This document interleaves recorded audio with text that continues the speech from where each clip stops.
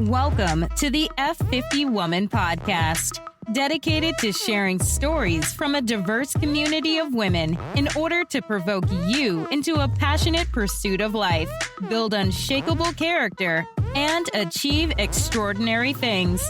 Now, here is your host, Julia Jack. As a young girl, this woman was always a teacher, a giver, a lover, and a friend. And she perfected her craft of giving after a serious health challenge at 50.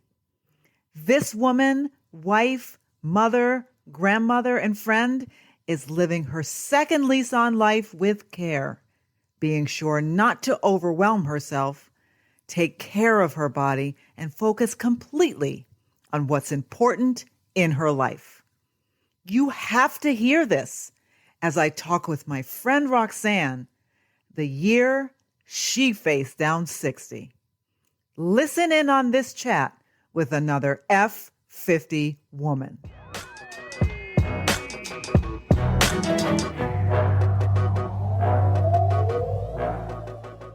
Hey, this is F50 Woman. Thank you for joining us. I am here today with Roxanne Serrao, who is just an amazing woman in my life. I met her when we started working together. Gosh, I don't know, maybe seven years ago.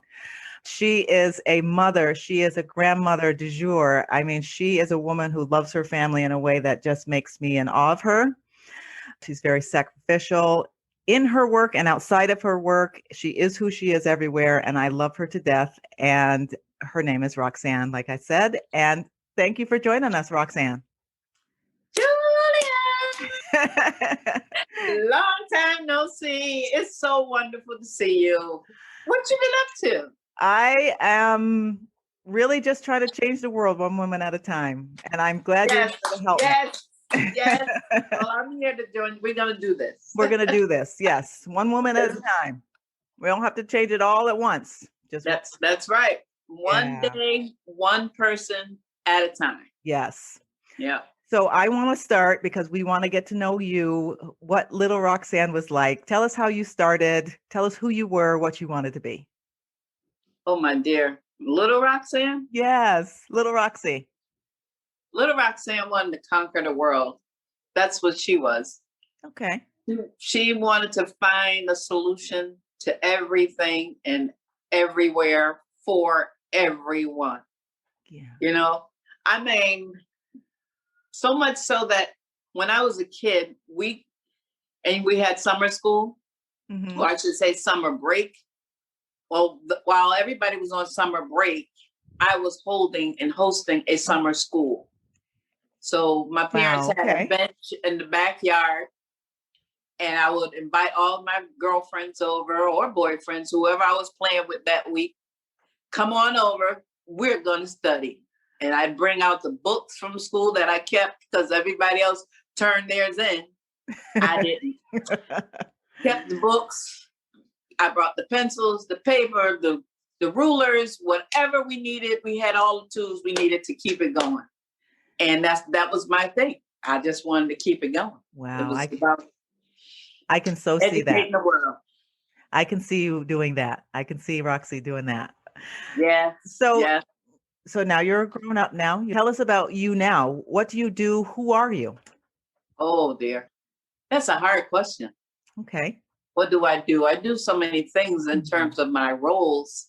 I have so many roles, as you know. We all do. You know, that's how the world defines us. Oh, that's my sister. Oh, that's my mother. Oh, that's my auntie. Oh, that's my, my wife, my this, my that. So, yeah. I'm a little bit of everything. All those things, yes. Like Chaka Khan would say, I'm every woman.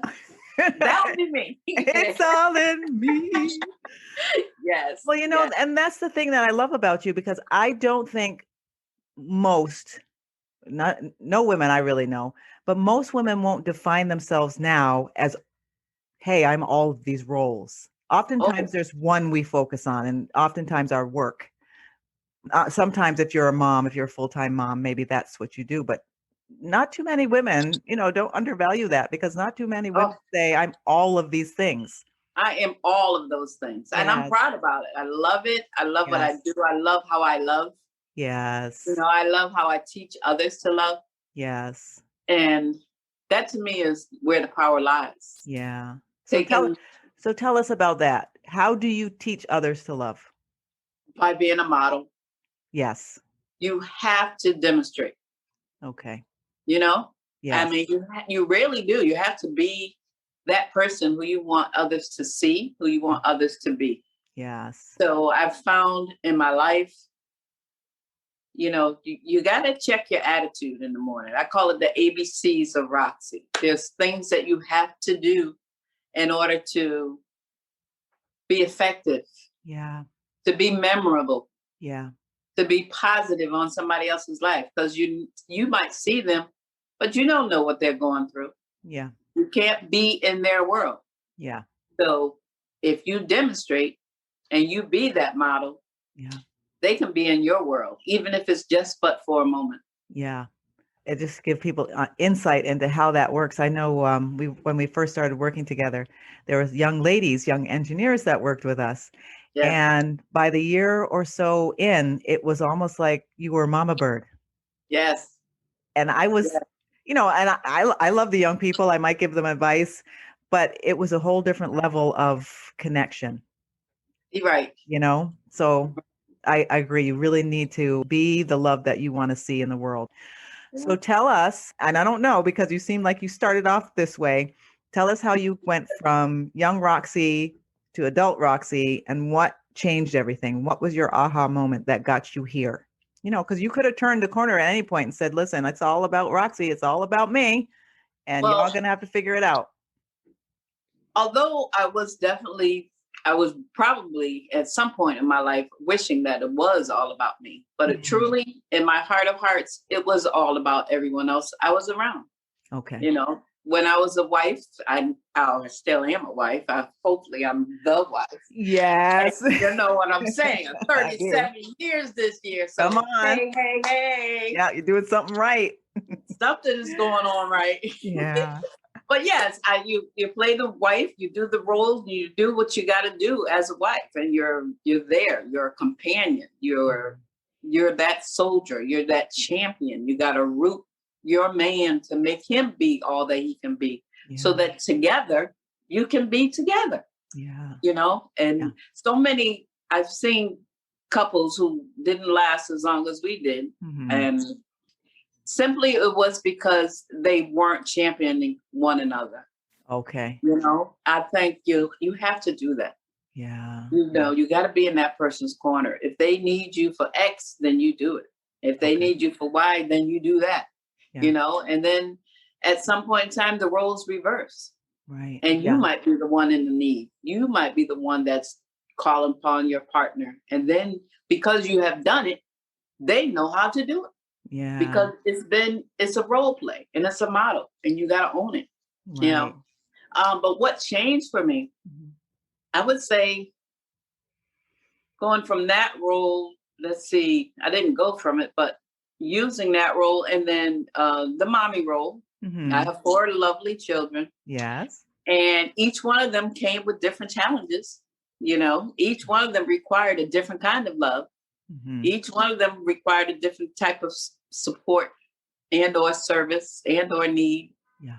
And my ability to be able to be transformative and get them out of that to help them grow into whatever they've chosen to be. Yeah. I don't know. Yeah. It was because of my tenacity, I would say. Okay. You know? So you didn't hit a wall, or you didn't Oh, did I hit a wall? I've been married for 37 years. You told me to fast forward, girl, so I did. Yeah, I thought you're making this sound easy. Wait, I'm gonna rewind that tape. Okay. Did I hit a wall? Let me tell you. You know, I think the big turning point for me, to be quite honest, Jules, was as you know, you now you know how it feels facing 50. Yeah. When I was facing 50, all my children, they were growing up. I think I was probably in the empty nest syndrome. My last baby had moved out, and I tried to seek to nurture others in a different way. So I took that child Roxanne, that educator, and I used it in other areas of educating others. I was a very big community activist. I worked for a nonprofit organization, and helping others, to me, I just put my heart in it, continued to put my heart in it. The children were gone. They were moved on. Yeah. Right. So now I fast forward from that, and I continue. Everything I do would revolve around educating other people in some kind of way. Whatever it is, drop a gem here, drop a gem there. Do what you got to do so that they can get that. That spark, that little extra spark. I had done it so much that I'd worked myself into a tailspin. I had a stroke at the age of 50. Wow. Yeah, I had a full-blown ischemic stroke, and I was down for 3 days. Wow. Was paralyzed, I should say, for 3 days. Couldn't walk, barely could talk. Wow. I went through therapy. Okay. And I brought myself through it. I had shock therapy to get my limbs going again and get me walking again, and had speech therapy so that I would roll my R's and use my words appropriately. Right. I had physical therapy so that I can do my arms and I can get back to where I am today. Okay. So it took from that, it took about, I would say, 3 years for me to be 98%. Okay. It took a while. I just kept it going no matter what. Okay. And from that, how did I transform? It taught me a lesson. Okay. Life is not guaranteed and is not promised tomorrow. Yeah. Right? Yeah. And therefore, I started eating differently. Okay. The first thing I took out of my diet, this was prior to my stroke, I took out soda. I used to drink soda on Fridays. That was like my treat. Yeah. I would have to have me a soda. I wanted me a Pepsi and get it down, and it was like nothing like it. Yeah. And I took that out of my diet, and I was like, no, I don't need that. Okay. Then I started watching different shows about what's one of my favorites? Oh, What the Health. Okay.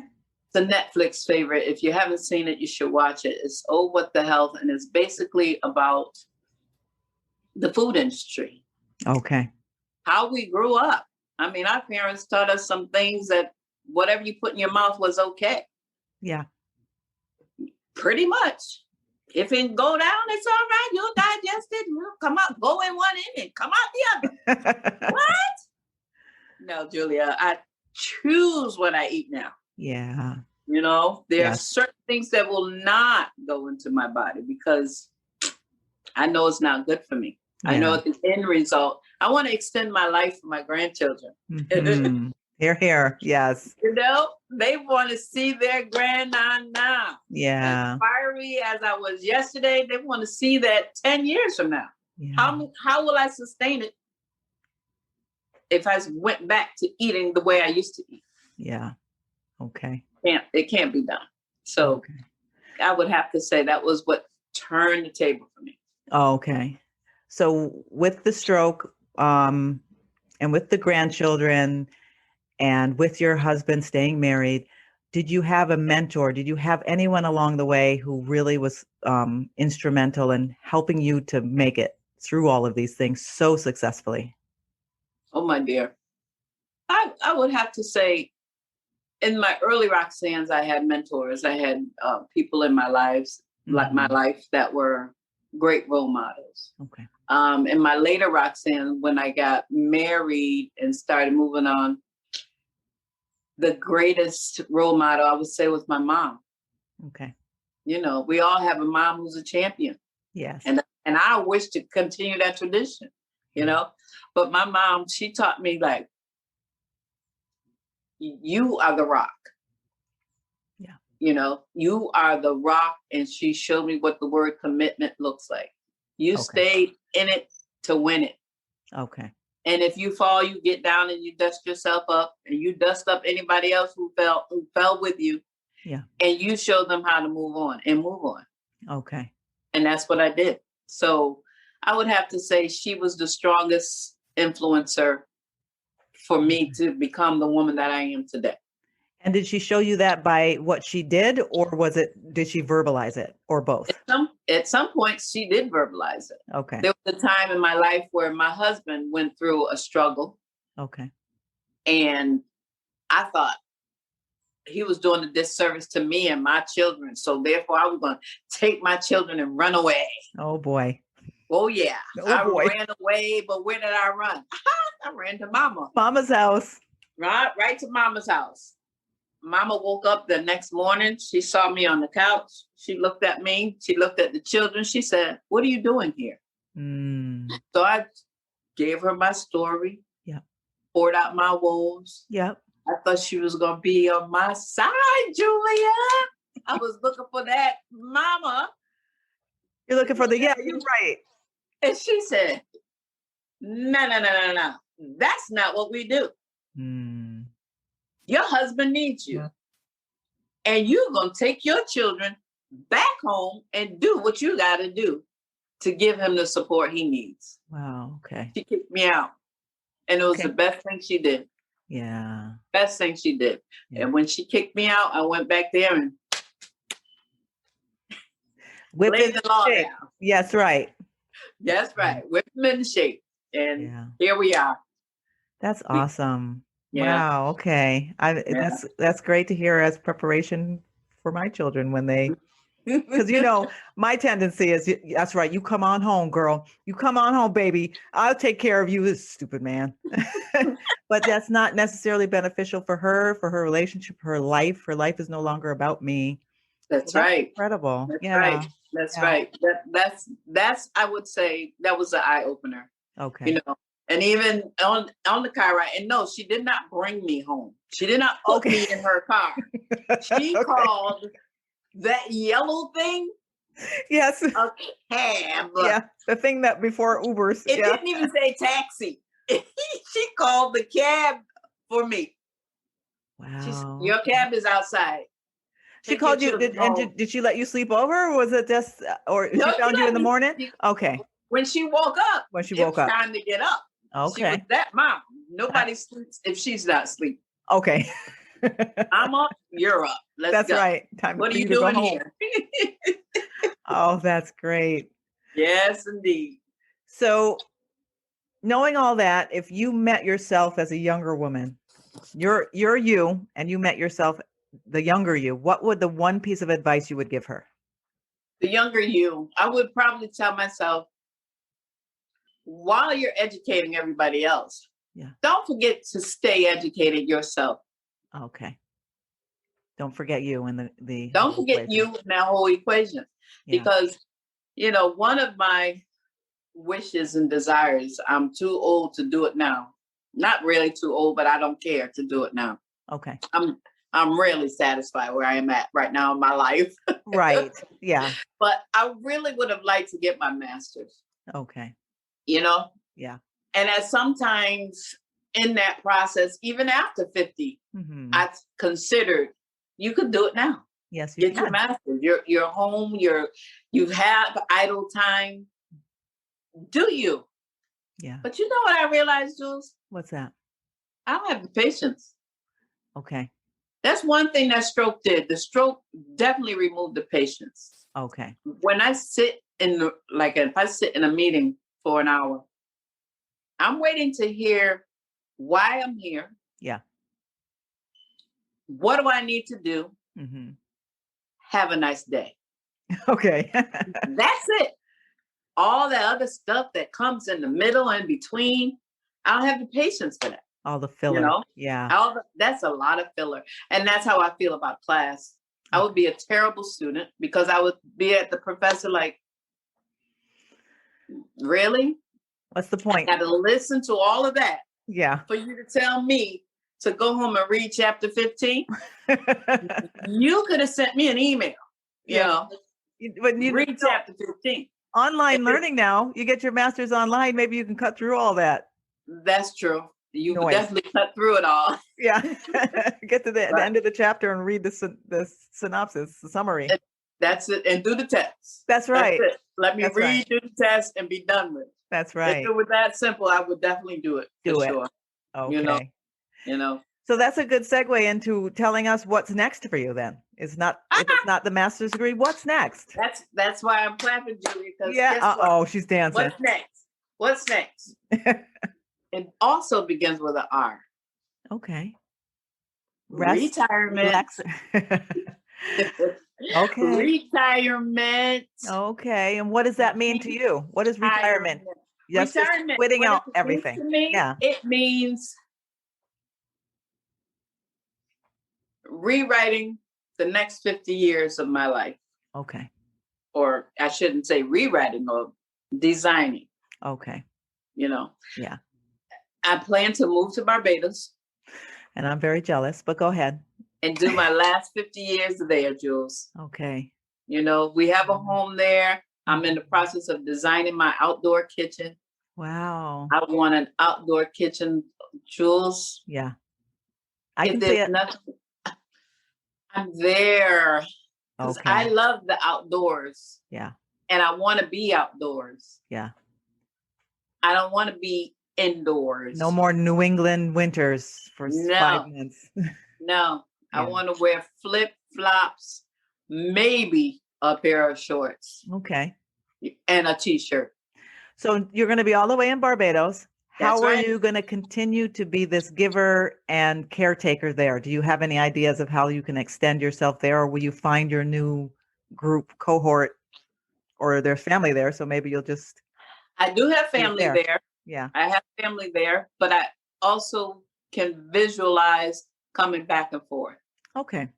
I'll be a transient retiree. Okay. I like that. I will not be sitting down waiting for that moment. Okay. No, moments will happen, and it's most likely because I make them happen. Okay. I will always continue to do what I do. Yeah. When we were younger, my mother, she was very creative. So she made sure that all of us, we had a skill, a talent, and something else we loved. Okay. And she said, you need a craft. And if you're going to need this craft when you get older. Yeah. So enjoy it now, learn it now, so that you can love it later. Yeah. And she's right. That's a good message. When I go to Barbados, that's what I plan to do. I love to scrapbook. I love to take photos. Right now, guess you will be surprised. Yeah. What? I just discovered that I'm a good painter. Okay. So those sip classes that people do for birthday celebrations. I was at one, and I think we were doing shoes or something, a mountain or something. Right. And that morphed into now I do a painting every day. That's fantastic. I absolutely love it. Yeah. It's therapeutic. It's very therapeutic, and I can see the growth from when I couldn't paint a rock. Yeah. Because art, freehand art is not a skill I have, Jules. Okay. So working at it is a natural talent. Yeah. Yes. Nice. So I love it. It just lets me go there, And if I make a mistake, it's okay. It's okay. There's something called black paint. Yes. And I just put it over it and wait for it to dry and start over. Again. And it's art. So you make it what you see and that's right. What you feel. Yeah. That's right. I think that's a good thing for people to hear, even as you're younger, to think about what your second phase is going to be. What is it going to be? Even if you're doing something now, you don't really love it, but this is your job. Think about what you love and how you can transition and overlap. So the next phase is not just you just drop off out of work and you're sitting waiting to die. That's right. Yeah, I think think forward. Yeah. So my one random life question is, why do you think evil spreads faster than love, or do you even believe that's true? First, I think it does. Okay. And why do I think evil spreads faster than love? Because there are a lot of unhappy people. Okay. I don't get it, but there are a lot of unhappy people. In fact, people choose to be unhappy. Yeah. And my question is why? Yeah. My mother used to say, misery loves company. Yeah. And, you know, when you're younger, you don't understand what that means. No. Misery loves company. What does that mean? What does that even mean? And then she's on the phone with this other sister, and I hear it again. And then another. I'm like, what does that even mean? Yeah. I know what it means now. Yeah. When people are unhappy, they embrace and they attract other unhappy people. Yeah. And you can bring that unhappiness, and collectively, they're in love. Really? You are happy with somebody else's demise? Yeah. How can that be? Yeah. You know, here's a perfect example is those entertainment shows, Mm-hmm. Jerry Springer and all the other You My Baby Daddy and Maury Povich and all of these people. In some cases, yes, it is entertainment, and they know what they're going to say before they get there, and they know they're going to fight this other girl before they get there. Right. But in other cases, some people are surprised. Yes. Like, you brought me on here to tell me what? Yeah. And then their life is destroyed or in turmoil and going topsy-turvy because somebody else, they weren't thoughtful enough to say, we need to have a conversation. Yeah. You know? Yeah. And I'm going to help you work through this because I know it hurts. I know it's going to hurt you. And just simply say, I'm sorry. Right. Pulling you in more to get you in my drama than to solve an issue or a problem. An issue. Exactly. So when misery loves company and they find that company, that evil will spread faster. And it's just going to turn into hate, and then it'll perpetuate into something else. Snowball. Yeah. Yeah. I can see that. Yeah.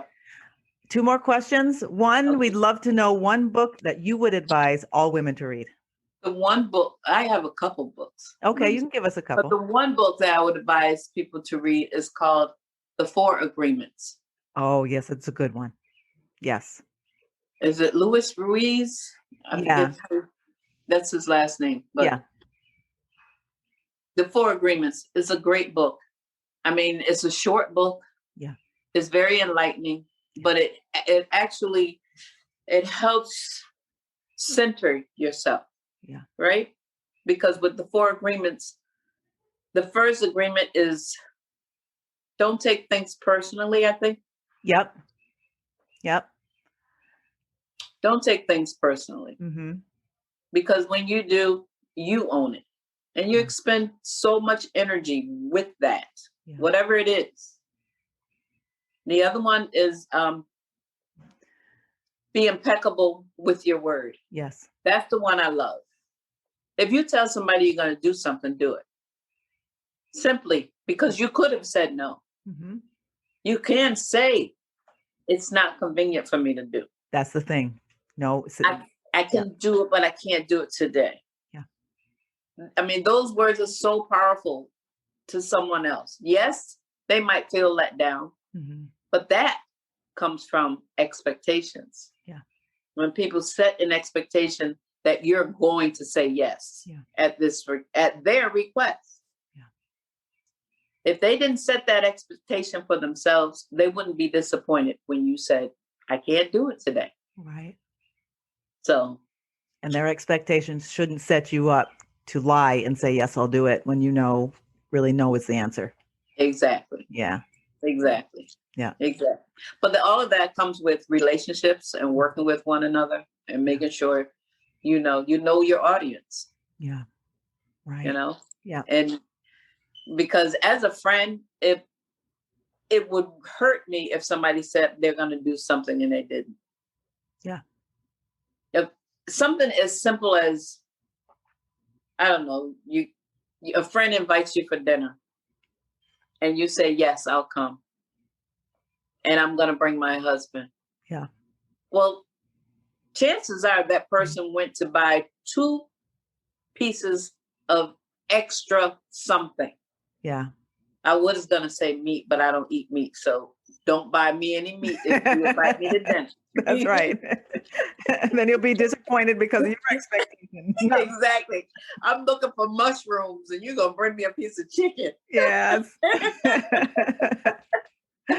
But yes, if it's to come to dinner, that person is going through and they're going to expend their energy to help serve you. Mm-hmm. And then you call 5 minutes later. I'm sorry, I can't make it because. Yeah. And then you don't show. At least the call is good, but the fact that you don't show is not good. Right. Be impeccable with your word. Yeah. Simple. Yeah. To children, to adults, to seniors. I mean, you know how many seniors get disappointed because somebody promised they were going to do something and they didn't? Yeah. Not good. Yeah. So that's in that book. Be impeccable with your word. And what's the fourth agreement? There's one that says, don't make assumptions. Don't make assumptions. Absolutely right. Don't make assumptions because you know the root word of assumptions. Yes. Assume. And you definitely don't want to make that hind part of a donkey out of you. No. Yes. So just leave it out of the entire equation. If you're not sure, just ask the question. And we do that a lot. When you said this, did you mean that? Right. And the person might respond and say, no, it meant exactly what I said. Right. Right. And don't read anything into it. Yeah. You know? Reading into how people are talking to you, how people are treating you. It might not be about you. Yeah. Exactly. Things they say. Exactly. Yeah. That is a good one. Yeah. Yep. Yeah. Yep. And then the last one is always do your best. Did you share that one too? Always do your best. Yeah. Always do your best at no matter what it is. Yeah. You got to tie your shoelace. Make that the best shoelaced tie that you can. Yeah. Because if you're sloppy at it, it might come loose when you're walking. Then you step on it and then you trip and fall on your face. Yeah. It was a simple thing to tie your shoelace. Yeah. That's a good point. Yeah. Just do your best. Yeah. No matter what. That's a good way to break it down. Yeah, yep. For sure. That's a really good book. Do your best at your own health. Mm-hmm. You know, if you fear that when you are in the back of those 50s, yeah, that you will be a burden to somebody else, then take care of your temple, take care of your crown, take care of your body so that in the event you needed that strength, mm-hmm. you have the vessel to sustain whatever you need to go through. Yes. Right? Yes. If you need that vessel, protect that vessel. Yes. So be the best. Nice. Do your best. You know? So that's all you can do. Roxy, tell us one thing that you cannot not do every day. So one thing that you have to do every day. Pray. Okay. Why? Pray. Why?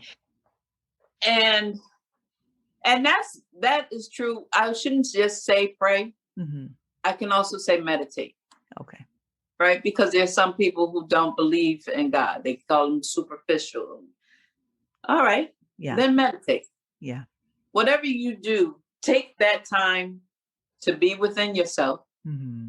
to think of how can I be centered at this moment? How can I get myself out of what the world is calling me to do, what everybody else is calling me to do, and just be here, be in this place. If you can get into a place and just be there, exist there, when you come out of it, guess what? The world looks entirely different to you. Mm. You got a new challenge and you know how to handle it because you meditated on it. Yeah. You know? Yes. That's the one thing every day. Nice. Awesome. Every day, Jules. I feel like meditating now after you said that. So Thank you so much for being here. Now we just want to know, how does somebody get in touch with you after this podcast is over? How can they best connect with you? Don't. Don't. Don't. Don't connect with you because you're going to be retired. Yeah. Okay. So they can ask, if they have questions for you, they can send an email to me. Yes. And I'll make sure to get in touch with you. Absolutely. Because she's a world traveler, so you won't find her anyway. Listen, my time is for me. Okay. I have to choose how I spend it, where I spend it, and with whom I spend it. Okay. Don't contact me. Okay. So if you have questions, everybody, contact me and I'll get the answers for you. Thank you so much, Roxy. It was so amazing to have you. And I'm excited to visit your outdoor, what is it called? Outdoor kitchen in Barbados. Yes. I'm going to just pop in and say, I'm here. Yes. And you'll be sure to get filled with some lovely treats. Yes. For sure. Thank you so much again for sharing your life and sharing your lessons, what you've learned, and your wisdom. We really appreciate it. Well, thank you for having me. I didn't know where this podcast was going to take us. I had no idea, but I'm glad it was a freestyle. It was freestyle. Just be me. Yes, yes. I appreciate you for and that. You are what we need. Hey, I'm facing 60. I just celebrated my 50th birthday this year. I know. So I didn't know that. I'm loving it. I'm loving it. I'm loving what's yet to come. Is it better than 50? Well, of course, you had a challenging 50, so that was, Yes, it transformed me. So now my 60 can only be better. Yeah. Now you're more centered and conscious and purposeful. Sure. Yeah. Okay. Sure. Yes. All right. Thanks, Roxy. Mwah. Mwah. I love you, Jules. Love you too. Take care. You've been listening to the F50 Woman Podcast. Join the F50 Woman movement and this diverse group of voices to help change the world one woman at a time. Why should you join at your age? Because we're not done yet.